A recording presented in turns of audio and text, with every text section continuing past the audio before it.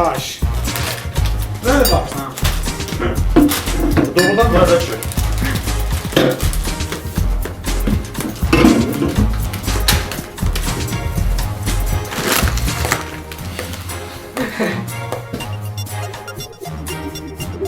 Ha bu nedir?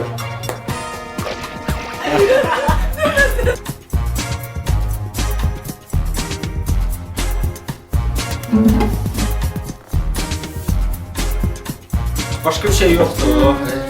Düzdür, hadi abi. Sonra başka bir şey bakalım. Yarın karşımayacaq, sen saçın. Eğer istəmirsinizsə həm də başınız ağrısın, saçınız sizi narahat eləsin, kəpək yaransın, onda Məni narahat eləməyin, özünüzə şampun alın. özünüz öz başınızı qaşıyın bundan sonra. Amma Head and Shoulders'la yuyursanız heç də buna ehtiyac qalmayacaq.